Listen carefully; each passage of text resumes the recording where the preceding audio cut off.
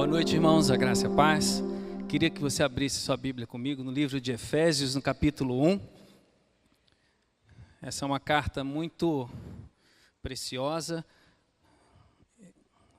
Quando a gente faz seminário, é uma das cartas que normalmente se estuda no seminário teológico, Efésios, Romanos. É uma carta muito preciosa, pequena, escrita pelo apóstolo Paulo, vale a pena você ler. No capítulo 1, nós vamos ler alguns versículos e nós estamos numa noite especial, uma noite onde a gente teve a alegria de receber pessoas novas como membro aqui da comunidade, as duas irmãs, uma noite de ceia, em que a gente celebra a nossa vida com Jesus, a vida de Jesus na gente e a nossa comunhão. Então é uma noite também importante para a gente reforçar e relembrar o fato de que nós somos pessoas extremamente abençoadas ou completamente abençoadas por Deus. E nesse texto, que algumas vezes já foi alvo de meditações, estudos e pregações, a gente vai ler um pouquinho sobre essa bênção completa que a gente tem. Então, Efésios capítulo 1, nós vamos ler do 3 ao 14. O apóstolo Paulo diz assim: agradeçamos a Deus e Pai do nosso Senhor Jesus Cristo, pois Ele nos tem abençoado por estarmos unidos com Cristo, dando-nos todos os dons espirituais do mundo celestial. Antes da criação do mundo, Deus já nos havia escolhido para sermos dele por meio da nossa união com Cristo, a fim de pertencermos somente a Deus e nos apresentarmos diante dele sem culpa. Por causa do seu amor por nós, Deus já havia resolvido que nos tornaria seus filhos, por meio de Jesus Cristo, pois este era o seu prazer e a sua vontade. Portanto, louvemos a Deus pela sua gloriosa graça, que Ele nos deu gratuitamente por meio do seu querido Filho.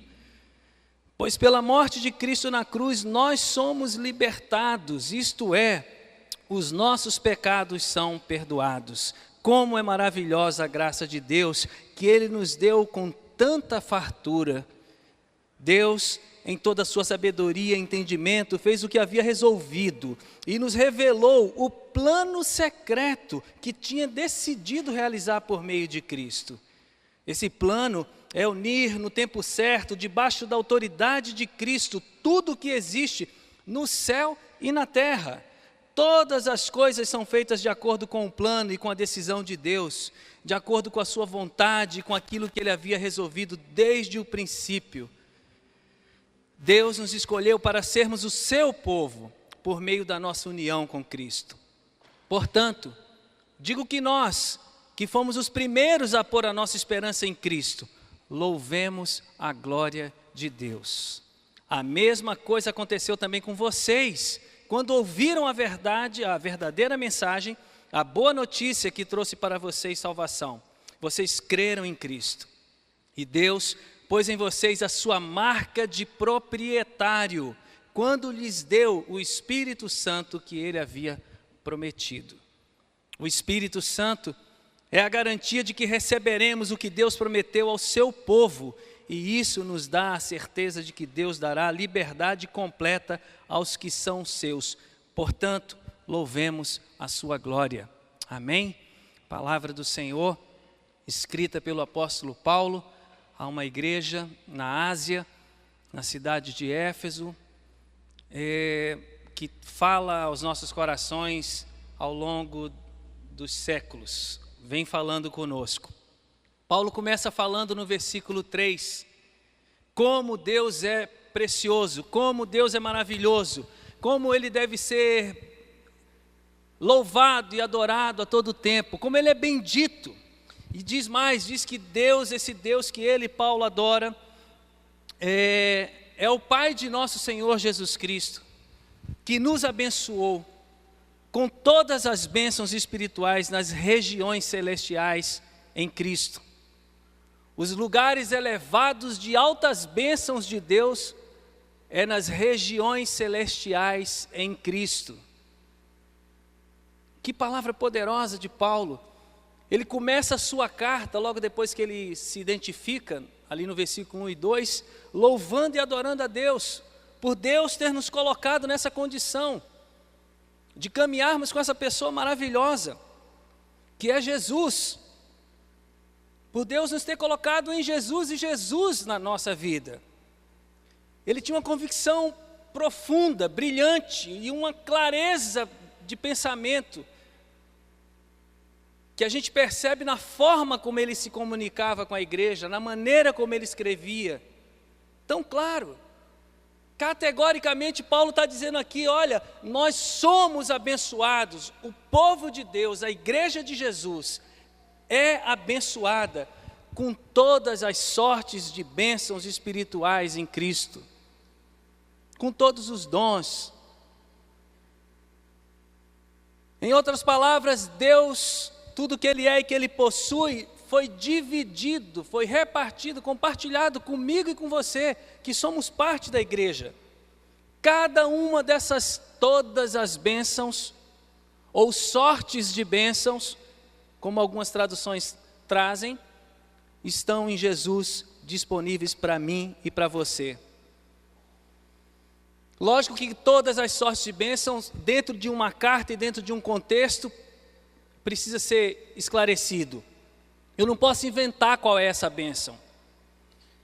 Paulo escreveu essa carta inspirado pelo Espírito Santo, com propósitos claros, para abençoar, edificar a igreja de Éfeso, que estava passando por momentos bons, mas momentos ruins.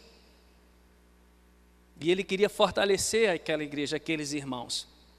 Mas ele diz, olha, não se preocupem, vocês podem estar passando por fases difíceis, mas tudo que Deus tem para vocês está reservado em Jesus, por isso caminhem com Jesus, vivam para Jesus. E quais são essas bênçãos espirituais às quais Paulo se refere? Todas essas bênçãos, quais são elas? A palavra seguinte é óbvia, são bênçãos espirituais, que vêm por Deus, da mão de Deus, vêm de Jesus, vêm pelo Espírito Santo. Será que são apenas os dons espirituais, como algumas traduções, inclusive a que eu usei nessa noite, estou usando, diz? Será que são só os dons espirituais que são as bênçãos que Deus tem reservado para nós, sua igreja? Eu queria relembrar com você alguma dessas bênçãos. Primeira delas está no versículo 4. Se você ficou com a sua Bíblia aberta, se não, abra, que a gente vai ler 4 versículos, relembrar. Primeira delas, Paulo diz que em Jesus nós fomos escolhidos por Deus, porque Deus nos escolheu nele antes da fundação ou antes da criação do mundo. Cara, isso é bom demais, isso é bênção demais. Você não é um acidente, eu não sou um acidente, eu não sou uma cobaia na mão de um velhinho barbudo, inteligente. Eu não sou uma pessoa que estou passando por um experimento como, sei lá, lembram de Lost? Um seriado antigo, né? Nós não somos pessoas marionetes na mão de um ser criador espiritual grandioso. Nós fomos escolhidos. Não importa como você veio a esse mundo, se foi fácil, se não foi, se a vida tem sido difícil ou se ela tem sido muito fácil para mim e para você, o que é importante é que você e eu saibamos que nós somos escolhidos por um Deus poderoso, amoroso. Não só isso, Paulo diz que nós fomos predestinados pelo Pai. No versículo 5 ele diz assim, em amor. Essa era a motivação de Deus. Em amor, Deus nos predestinou para sermos adotados como filhos. Nós não éramos filhos. Nós não nascemos filhos. Aliás, nós nascemos filhos criacionais de Deus, porque fomos criados por Deus. Mas Paulo diz que lá, antes da fundação do mundo, o destino que Deus tinha pré-visto, pré-escolhido, pré-destinado para mim e para você, era que nos tornássemos filhos de Deus, não apenas por sermos criados por Ele, mas por termos a natureza dEle, a presença dEle na nossa vida. Na cabeça de Deus, Ele quer que o mundo inteiro compreenda isso e experimente isso. Ele quer que as pessoas saiam de uma percepção ou de uma experiência de sensação de que não é amada, de que não é incluída, de que não tem família. Não, Deus nos adotou para dentro da sua família, nos enxertou em Cristo Jesus, que é a videira verdadeira. Nós não estamos sozinhos, nós não estamos perdidos. Nós temos uma família de sangue, mas nós temos uma família espiritual, que é muito importante. Eu diria que até é delicado dizer isso, mais importante, mas é a família com a qual nós vamos viver a eternidade. É a nossa família em Jesus. E provavelmente, e se Deus quiser, e assim Ele espera que eu e você façamos, devemos trabalhar pelos nossos familiares de sangue, para que eles também, aqueles que ainda não, façam parte dessa família espiritual, essa família de Deus, que Deus preparou para a gente fazer parte dela. Mas ele continua no versículo 7, e ele diz assim: em Jesus nós fomos redimidos pelo sangue. Nós cantamos nessa noite, quando a gente cantou aquela música, Eu Vou Passar pela Cruz.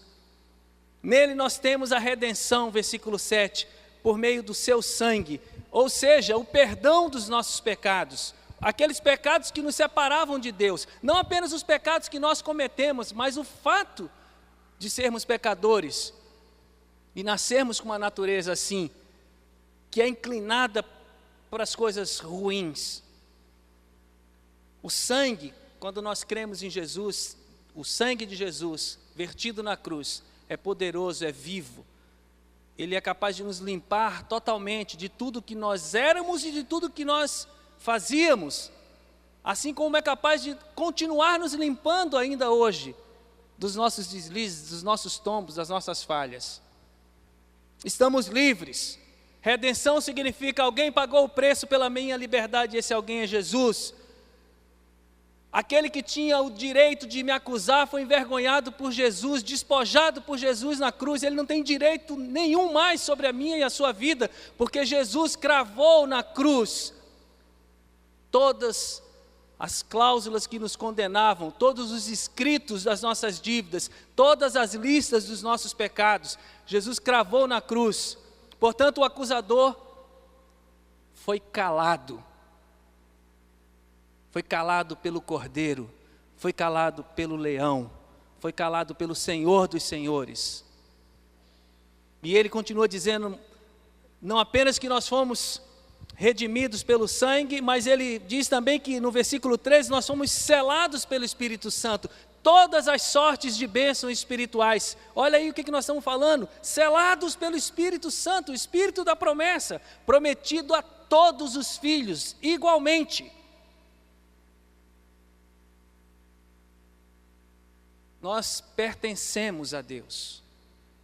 Quando nós estávamos lendo ali, o versículo fala que Deus nos selou com o Espírito, e esse Espírito é a marca do proprietário. Eu e você carregamos uma marca, não é nem na testa nem na mão direita. A nossa marca é no coração, é no Espírito, e ela se manifesta na nossa vida. Não é uma marca que a gente estampa. Esses dias, fazendo uma visita, eu faço não tão frequentemente quanto o Jimmy, pastor Jimmy e o Cristiano, mas voltando a visitar os irmãos na casa de reabilitação, falei para eles: gente, é tão fácil, né, botar na camiseta, eu amo Jesus, Jesus é a minha vida, é meu Senhor. É tão fácil estampar Jesus em alguma coisa, até na nossa própria pele. Mas é difícil e desafiador andar com Jesus e andar como Jesus andou. Mas as pessoas podem e devem ver que nós somos marcados por Cristo. Pela forma como nos relacionamos, pelo nosso comportamento, pelas nossas palavras, pelos nossos gestos, pelas nossas reações. E todas essas coisas que eu mencionei até agora, que são parte dessas todas as bênçãos espirituais que Paulo fala que nós recebemos em Cristo, já são realidade na nossa vida. É fato, tudo isso é um fato na vida de quem se rendeu a Cristo. Na vida de quem já está desfrutando da vida eterna.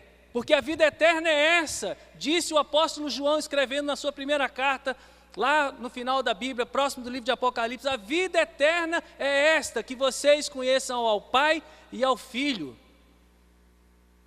E esse conhecimento se inicia quando a gente se reconhece pecador, miserável, desgraçadamente perdido. E a gente vem a Jesus e clama: Jesus, tenha misericórdia de mim. Me salva, transforma a minha vida. E quando a gente faz isso de verdade, de coração, somos marcados pelo Espírito Santo. O Espírito Santo vem viver dentro da gente. E com ele o Pai e Jesus vem fazer morada também em nós. E começa então uma relação de conhecimento mútuo. Deus nos conhece perfeitamente, mas nós passamos a conhecê-lo de forma poderosa. Mas se você observar com calma esse texto que a gente leu, de 11 versículos, você vai perceber muitas outras riquezas, muitas outras bênçãos espirituais que estão nas entrelinhas das palavras escritas pelo apóstolo Paulo. Você vai se dar conta que, quando ele usa essa expressão, desde antes da fundação do mundo, ou seja, de que você e eu, nós estávamos na mente de Deus Pai, desde sempre. A minha história e a sua história começaram em algum dia histórico, né? Marcado. De um modo geral, a gente comemora aniversário no dia que a gente aparece nesse mundo. Mas a gente surge nesse mundo quando somos fecundados. Mas Deus conhece a nossa história, o nosso nome, a nossa vida, porque Ele é presciente, onisciente, desde sempre. Mas não diz só isso, diz que também é uma outra bênção, que eu e você somos alvos do amor de Deus desde a eternidade. Diz que nós ganhamos um propósito eterno. Quando você for para casa ler ou rever o vídeo ou o áudio ou o texto que a gente publica lá no site da comunidade, leia com calma esses versículos e essa mensagem, mas você vai ver que nós também ganhamos um propósito eterno, que tem a ver com a gente ser de Deus, ser chamado para estar com Deus, e de ser completo em Deus. Quando Jesus entra na sua vida e na minha vida, tudo começa a se fazer novo. E na caminhada a gente vai crescendo, conhecendo Ele, Ele vai ministrando a nossa vida, vai se revelando para a gente. E aí nós vamos querendo cada vez mais amá-lo, estar com Ele.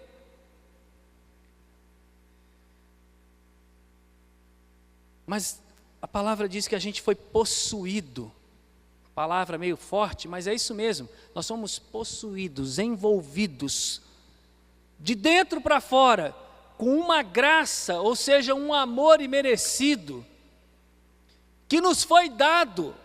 Paulo usa um pleonasmo aqui, ele diz gratuitamente em Cristo, uma graça que é um favor imerecido, dado de forma abundante, gratuitamente em Cristo. A graça de Deus, que é o amor de Deus que transforma, está na minha vida, está na sua vida. Fomos libertos das punições que sobreviriam à nossa vida, viriam sobre as nossas vidas, em decorrência dos nossos pecados, por causa desse sangue vertido. Não há inferno para a vida de um filho de Deus. Não há separação eterna de Deus para alguém que realmente é de Jesus e tem Jesus na sua própria vida. Não há nenhuma maldição sobre os filhos de Deus, embora muitas pessoas gostem de dizer que você precisa quebrar 200 bilhões de maldição, você vai quebrar o resto da vida, se você continuar pensando assim. Toda maldição para um filho de Deus foi derrubada, quebrada, destruída. Nós somos benditos do Pai. Assim como Paulo nos ensina a bem dizer o Deus, o Pai de nosso Senhor Jesus Cristo, Jesus nos diz que quando o Senhor voltar, quando a gente for se encontrar com Ele, quando houver a ressurreição, quando houver o arrebatamento da igreja, Ele vai dizer assim para os cordeiros, para as ovelhas dele, dizendo: vinde benditos do meu Pai, vinde abençoados pelo meu Pai, vinde vocês que são completamente bem-aventurados.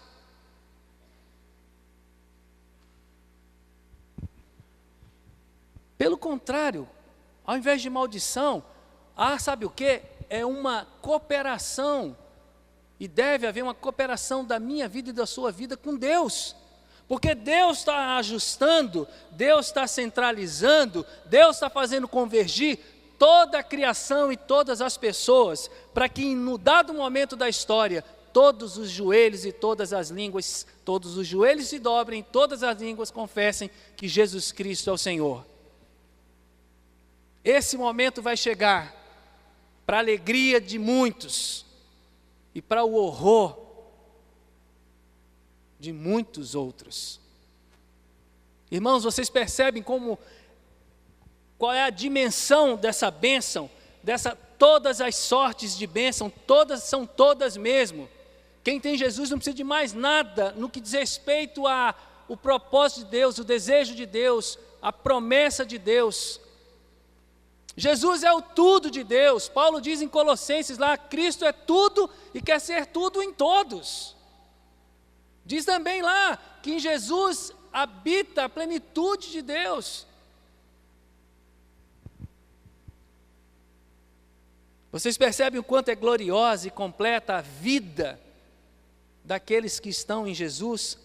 Sabe, eu mencionei, meditando sobre esse texto e outras partes das Escrituras, mais de 40, o que, diga-se de passagem, é muito pouco, tem muito mais, mas eu relacionei mais de 40 bênçãos, riquezas que recebemos através de Jesus. Quando? Quando nos tornamos filhos. Isso me fez compreender, até mandei um recadinho pelo WhatsApp para a Jane, quando ela falou comigo esses dias. Isso me fez compreender que desde os meus 18 anos de idade, eu tenho sido abençoado muito, de forma completa, por causa de Jesus. E fora dele não tem nada de bênção para mim. Porque sem ele eu não posso nada. Literalmente eu não posso nada. Eu acredito nas palavras de Jesus. Sem Jesus eu não posso nada, e qualquer coisa que eu acho que eu possa não será significante ou relevante para Ele. Então eu sei que eu não posso nada. Mas como Ele vive em mim, e essa consciência ninguém pode roubar de mim, podem duvidar de mim, podem discordar de mim, mas não podem estar dentro do meu espírito e não podem roubar essa convicção do meu coração. Essa eu tenho desde os 18 anos de idade. Se há alguma coisa que eu nunca questionei, foi a minha salvação. Nunca achei que, se acontecer alguma coisa, se eu errar, se eu morrer, se eu pecar, Deus vai me rejeitar. Nunca. O Deus que eu creio e que eu prego é um Deus que começa e termina o que Ele fez e o que Ele iniciou, seja na minha vida ou na sua vida. Eu não acredito num Deus que faz nada pela metade. Eu não acredito num Deus que faz alguma coisa cujo ser humano depois desfaz, e depois o ser humano se arrepende e faz de novo, e aí ele fica nessa coisa, para ver, hora eu estou, hora eu não estou. Eu não acredito nisso. Eu acredito que Deus faz. Quando Ele encontra um coração como aquele bom terreno da parábola do semeador.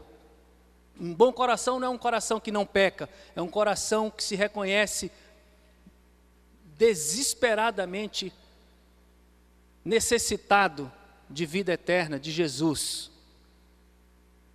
E por alguma razão que eu não sei explicar, esse coração, naquela época, em 1989, numa sexta-feira, eu pude ver que ele estava ali, Jesus se manifestando. Talvez você diga assim, mas tem tanta gente aí fora, né, Zé, que não tem isso, que não tem essa noção de como Jesus é bom, de como Jesus é tudo, de como Jesus, ele dá sentido, razão, completa a nossa vida. É verdade. Tem muita gente que não sabe. Tem muita gente que desenvolve uma relação de Jesus como se Jesus estivesse lá fora. Agora eu vou lá ver se eu falo com Jesus, agora eu vou encontrar Jesus, e agora Jesus vai não sei o quê. Não se auto-percebe, não se auto-enxerga em Cristo Jesus. A palavra de Deus diz que o nosso espírito estava separado de Deus, mas a palavra vivificada pelo Espírito Santo gerou vida, conexão entre a gente e Deus. E essas pessoas aí fora precisam saber. Isso aconteceu na minha vida quando eu criei no Evangelho que eu vi. Eu vi o Evangelho, eu acreditei no Evangelho, eu me enxerguei completamente perdido e eu me rendi. E de lá para cá, a vida só tem sido melhor. Mesmo nos momentos em que eu estou no vale e nos momentos que eu estou subindo algum monte. Estou falando figurativamente. O que a gente está esperando? A gente sabe que tem muita gente precisando ouvir isso para que a vida seja tocada, transformada, se torne uma vida eterna. O que a gente precisa fazer? A gente precisa ser testemunha. A gente precisa ser canal de Deus para essas pessoas. E se você se dispuser, Deus vai usar a sua vida para que outras pessoas entrem nessa relação amorosa e poderosa com o Jesus. Talvez você pergunte para mim também, mas por que Deus resolveu fazer isso? Por que Deus resolveu nos abençoar de forma completa, plena, total em Jesus? O que passava pela cabeça dele? Que razões o levaram a agir dessa forma? Eu pensei em 4 coisas básicas, que estão relacionadas também nesse texto que a gente leu. Primeiro, o eterno e incondicional amor dele. Ele é amor. Ele não era, ele não será, ele é amor. Deus é amor, assim como Deus é a verdade, assim como Deus é luz. Essa é uma qualidade, um atributo de Deus, eternamente amoroso. E o amor dele precisa, eu não vou conseguir achar a palavra adequada, o amor de Deus transborda. Ele não consegue ficar sozinho, não porque ele sofre de solidão, jamais, porque é uma trindade, mas é porque o amor é tão intenso, tão grande, que ele quer repartir. É um amor que traspassa ele próprio, é um amor que é prático, é um amor que foi capaz de enviar o que ele tinha de melhor, o melhor presente, que é o próprio Filho dele. Outra coisa que fez Deus nos abençoar com todas as sortes de bênçãos em Cristo, foi a própria riqueza dele, a própria generosidade, porque você pode ser rico e avarento, mas Deus é rico e generoso. São duas coisas que caminham. Deus não acumula, Deus é dono de todo o ouro, de toda a prata, toda a terra e sua plenitude pertence ao Senhor. Ele é rico.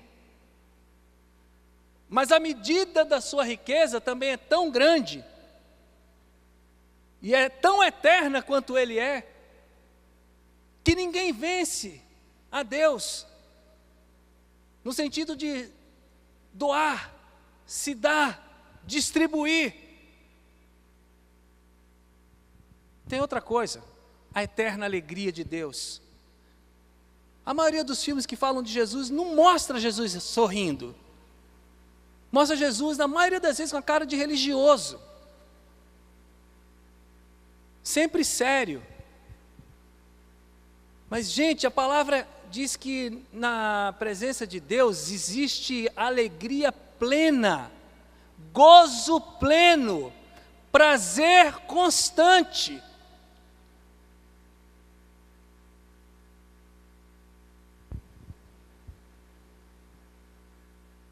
eterna alegria, que aumenta à medida que é compartilhada, distribuída. E é isso, Deus, Ele é assim, e por isso que Ele nos abençoa sem medida, Ele abençoa com tudo, com todas as sortes de bênção, e também por causa do propósito eterno dEle. Então o eterno e incondicional amor é uma das razões para Ele nos abençoar dessa forma, a sua eterna riqueza e generosidade, a sua eterna alegria, porque mesmo quando Deus chora, e nós estamos emprestando uma palavra do nosso vocabulário, né, para mostrar algo em relação a Deus, mas quando Deus chora, ainda assim existe nele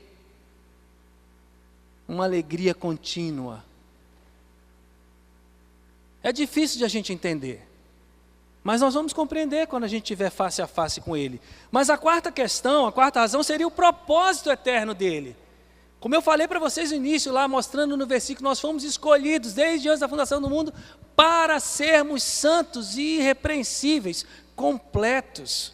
Deus tem um propósito, e o propósito de Deus, já falamos aqui milhares de vezes, é uma família de muitos filhos semelhantes a Jesus. Deus sonha e trabalha arduamente até hoje para que essa família dia após dia seja aumentada. Muitos filhos semelhantes a Jesus. Estou terminando. Essas foram algumas das razões que, meditando nesse texto de Efésios 1, de 3 a 14, eu encontrei para tentar compreender por que todas as bênçãos, Senhor, né? Se eu podia dar aos pouquinhos, até para testar o meu nível de fidelidade com o Senhor. Eu vou soltando a corda para ver como é que o Zé Ernesto me responde. Não, o dia que eu me vi condenado, o dia que eu me vi terrivelmente acabado, destruído, que a vida para mim não teve sentido, perdeu o chão, naquele dia quando eu falei, não tem mais jeito, eu já tentei todas as técnicas, eu fazia quando eu era criança, eu me lembro, 12, 13 anos, eu ia fazer hipnose, para parar de fazer xixi na cama. Aí também eu gostava de ouvir alguns mantras, eu gostava de ouvir Andreas Vollenweider, eu gostava de ouvir Kitaro, eu gostava de ouvir músicas para me acalmar. Eu aprendi a entrar em alfa, só não aprendi a entrar no ômega.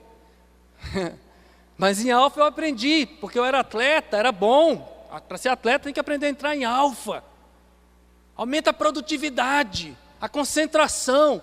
Eu fiz tudo isso aí no dia que eu me vi perdido indo para o inferno. Aí eu abri meu coração para Jesus, e Jesus entrou, porque eu orei 5 meses sem saber o que era oração, aquela oração da criança sincera, só que eu tinha 18 anos, 5 meses, Deus, se você existe, me dá uma revelação do Senhor, me dá uma experiência profunda com o Senhor, para nunca mais, aconteça o que acontecer na minha vida, eu questione a sua existência, e que o Senhor é meu Pai. 5 meses, pedindo a Deus, e Ele teve misericórdia de mim.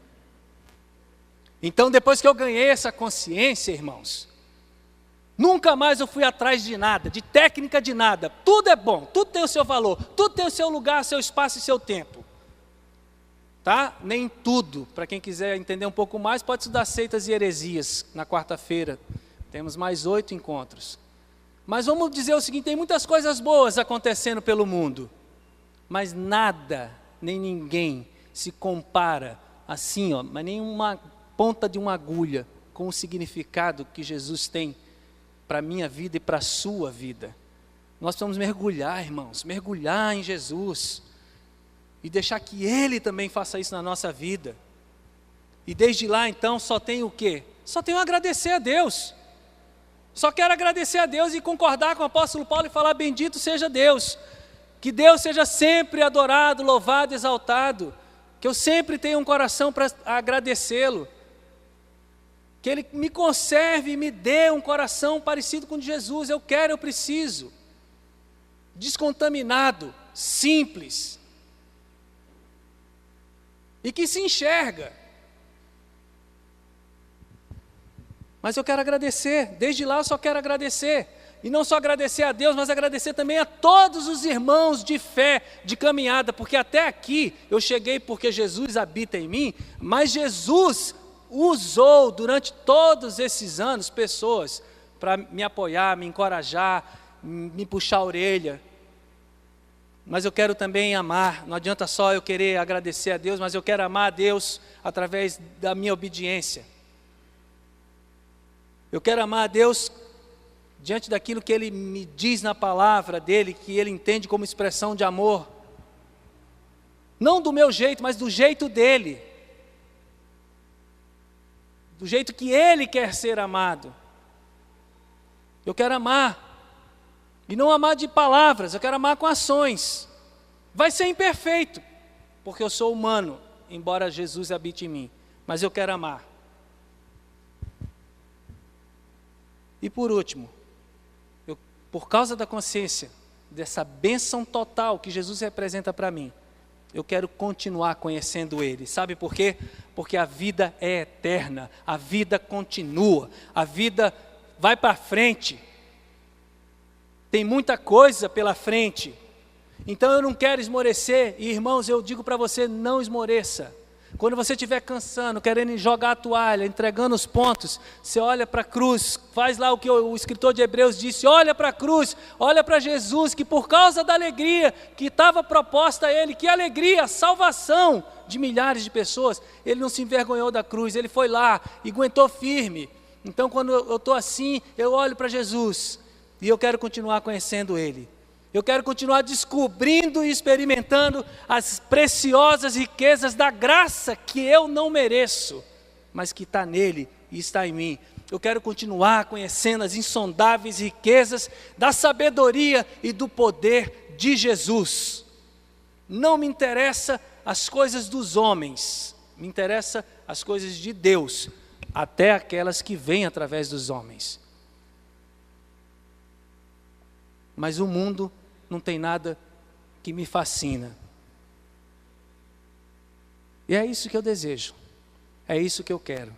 É isso que eu peço para mim e para você.